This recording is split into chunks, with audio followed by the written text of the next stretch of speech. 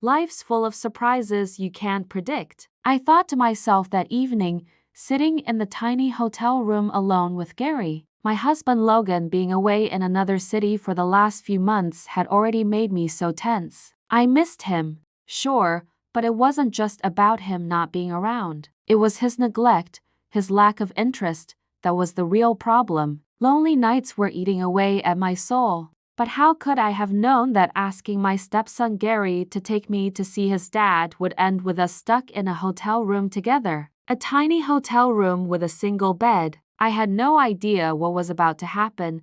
Let me tell you everything from the very beginning. Every little detail. Trust me, the end of the story is going to be way more exciting than you expect. That morning, as I was leaving the house, I caught a quick glimpse of myself in the mirror. I was tense, yeah, but I still looked good. Even with Logan leaving me so alone, I still felt desirable, still felt alive. But even those feelings weren't enough anymore. They didn't satisfy me. In the kitchen, Gary was finishing his breakfast when I called out to him from behind. You're starting college at the end of the summer, I know, but you need to get better at driving. Come on, take me to your dad. He looked up at me with that same cheeky grin he always wore. Gary was a sweet kid with a quirky, funny side, but he could be such a little troublemaker. All right, stepmom, he said teasingly, but on one condition. Tell Dad to get me a better car for the summer. We'll talk about it, I said sharply, rushing him off. Inside, though, I was just thinking, let's just get this trip over with. I had no clue the ride wouldn't go as planned.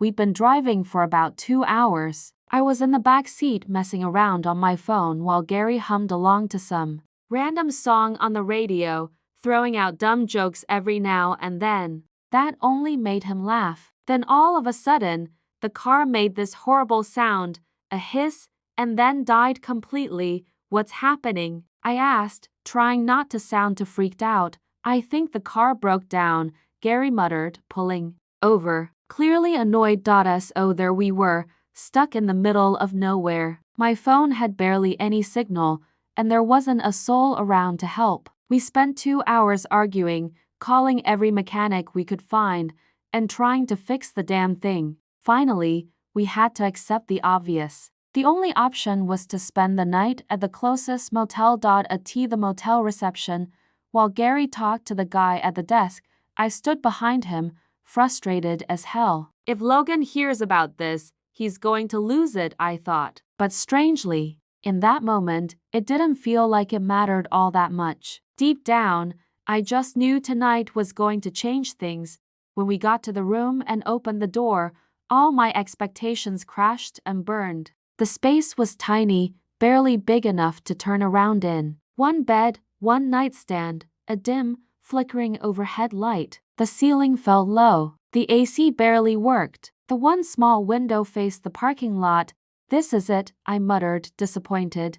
Gary walked in behind me, laughing. What did you expect? A 5-star hotel? Relax, stepmom. It's just one night. That teasing tone again. That same smirk. It drove me nuts, but at the same time, it sparked something inside me that I couldn't explain. And even though I hated to admit it, the idea of being stuck here alone with Gary tonight didn't seem all that bad.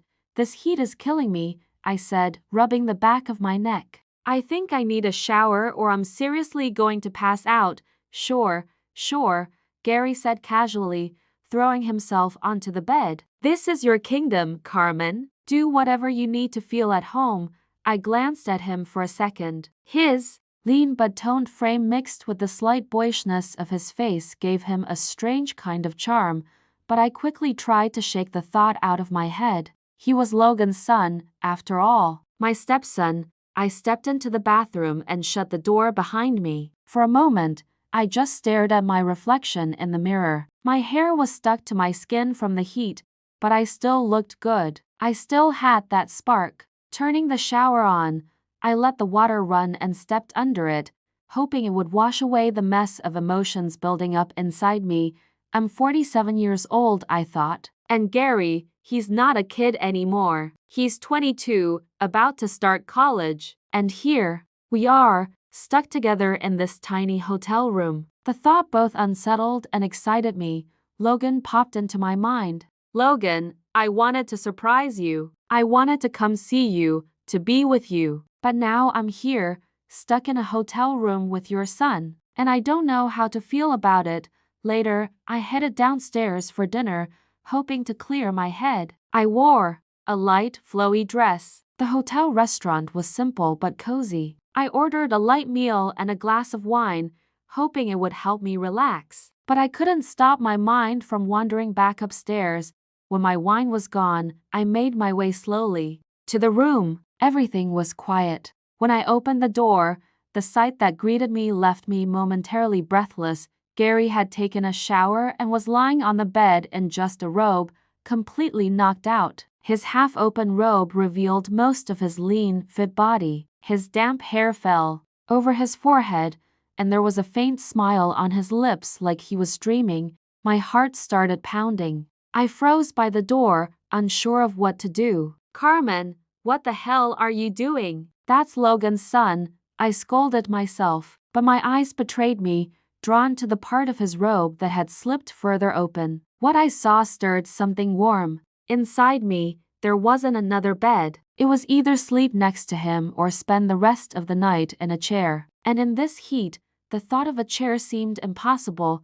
I sat down on the edge of the bed, wondering how I was going to make it. Through the night dot in the middle of the night, a soft sound woke me up. I barely opened my eyes, just enough to scan the room. I noticed Gary shifting on the bed. He seemed half asleep, running his hands through his hair and scratching his head lightly. I found myself watching him, but I kept my eyes only partially open, pretending to still be drowsy. Then I felt it. His eyes on me. My heart started racing. He was watching me.